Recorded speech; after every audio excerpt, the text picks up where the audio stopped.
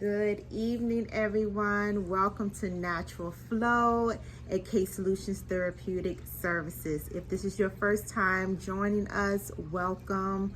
I hope that you enjoyed this segment today. I hope everyone had a beautiful Monday, the very first day of the week. So hopefully we're going to keep that ball rolling and everything is going to be all right the rest of the week. We are going to claim it that it's going to be a wonderful week. I wanted to talk with you as promised from last week. We're going to still talk about what is a healthy relationship. And today's topic is on couples, relationships, healthy relationships. As promised, we will get to the juicy parts. So I hope that you are able to sit back and join myself as we dive into this very deep topic. Of course, couples and relationships and what that looks like to any couple always is different, but we will hit little key points tonight on that. But we will dive a little deeper into specific topics. And of course, if you have topics that you would like to discuss and for me to kind of give some tips and suggestions on, as always, please hit me up on that comment section on the YouTube, of course, to be able to let me know what you would like to be able to talk about. If you have questions for me, I will do the best that I can to answer them. That being said, let's dive into it. So we've been talking for about 2 weeks now on what is a healthy relationship. We've talked about friendships. We talked about individuality of what a healthy relationship looks like to yourself. But as I mentioned, we're going to talk about what does that look like in a couple, a relationship between two people. That being said, I want to first focus on that individual communication. A lot of times when I have couples that are in front of me, the very first thing that they talk about is either the lack of communication or the different styles of communication that each person is doing with one another. Now, everything that we discuss non-verbally, also verbally, is communication. So someone giving you that shrug of the shoulder, or that roll of the eyes, or that's on the teeth, that's communication. That person is, of course, telling you something that they're not liking of what you're doing, but they're still communicating to you non-verbally of what they don't like. Of course, verbal can be, profanity all the way down to screaming and yelling, even crying can be a form of communication. That person is trying to let you know that they're frustrated, they're angry, something is going on. So one of the biggest things that I talk to my couples, I listen to both of them. I listen to both sides because remember, I am a neutral factor in our relationship that we're going to have in this sessions that we're going to have together. I definitely listen to both sides. I want to hear backstory. I'm really into knowing more about not just presently what's happened, but I take it back. I really want to know about where that person and that couple ended up being when they first met. And sometimes you may even have to go into individual therapy just to dig a little bit deeper into, if you really want to know why you say or why you do the ticks and talks, as I call it, of who you are as a person. Sometimes individual therapy is something that you need while you're in couples therapy. I've had many couples to do that as well, to also seek individual therapy with me too for other issues that may tie into what's happening in their relationship with their significant other. That being said, it's always important to be able to listen to that person, learn new listening skills when it comes to communication, listening to both sides. And I know a lot of times that is very hard for couples to be able to do just because everyone has a different communication style. So I usually have that skill tactic for myself that I work with my couples on, first learning how to listen to each other and also learn how to talk to one another. Because before we can get to the trust, before we can get into the respect, we have to learn how to listen, and respect comes with listening. One of the other biggest things that I would say is, once you're diving deep into learning about your relationship, is this is also a way for you to learn how to build trust with one another. Your therapist, hopefully it will be me, will be able to work with you on different ways of learning how to build that trust. So you're going to be learning how to build good communication skills, learning how to build respect for one another, but also, most importantly, learning how to build that trust. Also, during the time that you are in your couples therapy with your therapist or with myself, you also want to talk about other issues that come up. Be honest with yourself. Be honest with that therapist about what aspects of things are really troubling you both in your relationship. And again, if you know that a certain background, certain things that happened in your past that may not even have something to do with your significant other, but your significant other triggers those moments where you fear that it's coming on. Something is that balancing factor where it's not balancing, but it's a battle for you, then seek individual therapy. Work on those skills, and it can be all the way from self-esteem to, things that have happened traumatically in your childhood that now has resurfaced with you as an adult. One of the other aspects of things that I hear a lot when I'm working with couples is the aspect of cheating. A lot of times with relationships, unfortunately, that comes into a play, and that also comes onto the surface of therapy, where you're talking about issues that led to that incident, and that's okay.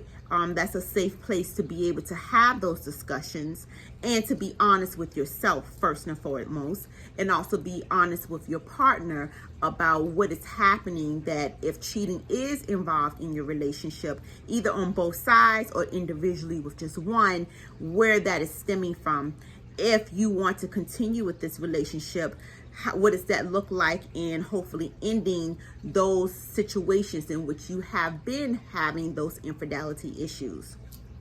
Also, I hear about financial issues. I know that can be one of the biggest main points, besides sexual issues as well, that can be a point or two in what happens to relationship breakdowns. Financial issues, talking about finances, that is a big major point in a relationship, to be able to balance and yoke each other into where this relationship wants to go.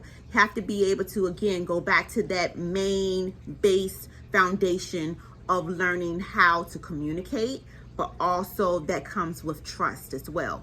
You don't want to talk about finances with someone that you don't trust. You don't want to talk about money aspects, or if you owe, or what you owe, or debt, if you don't trust that person. So it's all about going back to square one, learning those foundations, opening yourself up to be able to feel like you now are in that place where you can have those conversations with your significant other, if that is what's troubling you. One of the other aspects that I also talk with my couples, that I ask first, even if I know that it is involved, or I don't know, but I will ask, is domestic violence. With domestic violence, definitely you want to seek counseling if that is happening. But more importantly, if it's active domestic violence, seeking individual therapy first is one of the best and safest keys in being able to get the help that you need. Because a lot of times, if it's still active DV, as we call it, that cannot be in a safe situation for both parties, even for the therapist as well. Everyone wants to remain safe. Everyone wants to be able to remain healthy. And one of the biggest aspects of safety is making sure that you separate if you know that you are not at that point. And when I say separate, I mean having the separate individual counseling first, and then be able to tie in couples therapy once the DV, the domestic violence, has ended. Then you're more open to being able to have those conversations that may trigger that anger, that then may trigger those active physical aspects sometimes of domestic violence where it happens. So I will always say to any individual that is in that situation, please seek help. Know that you are not alone. Know that you do not have to face that alone. But having couples to come to therapy at active domestic violence at times is not always the safest. So seek individual therapy for that. That being said, I would say for couples that are looking for topics to discuss with their therapist on that is an issue for them, I have some things that you may want to talk about, questions that come up for yourself. And the first thing I would say is, what in the relationship gives you strength?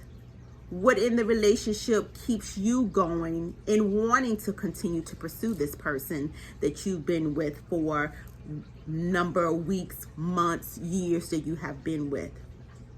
Another question to ask yourself, is this person I can see myself with for a year, for 2 years, for 5 years, for 10 years? Look beyond the present of where you are in your relationship and look to the outside scope of it. Where do you see this going? Do you see it even going anywhere? That may be if you're troubling and having some stumble moments of trying to figure out what to do with your relationship. Ask yourself those kind of questions. Also, I would say, name what does this love look like to you? And what doesn't love look like? We have to know individually for ourselves what love looks like and what it is not, so that you will be able to decipher between the differences when it's presented to you, or if it does not feel like it's love. You will be able to kind of work with that and know for yourself if this is what I am looking for. One of another questions I would say too is, if the love is not giving to you the way that you have thought of what love looks like for you, how would that person know to show it to you? Write down some ideas for yourself to know, what does this love that I am seeking or wanting, or I feel that is needed for me to look like?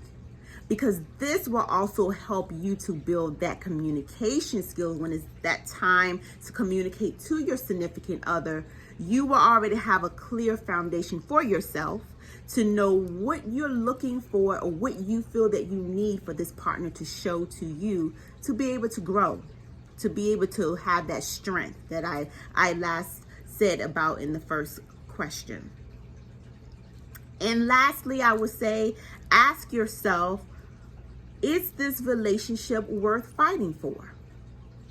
Sounds like a simple question, but it's a big, heavy duty question. Because if you are struggling with trying to figure out if this relationship is worth fighting for, you will really have to dig deep in yourself, dig deep in this relationship that you've had to figure out, maybe with guidance from a therapist, is this worth fighting for? I hope that these tips, I hope that these questions that I have given to you and thrown out a little bit kind of gives you some ideas of some things that you can think for yourself if this is a topic that for you or for your couple that you need. We will talk about other topics that I have throughout the week, but I just wanted to check in with everyone. If you do need to seek counseling, couples, individual, I am here. Once again, I am in the South Florida area. I do service all of South Florida.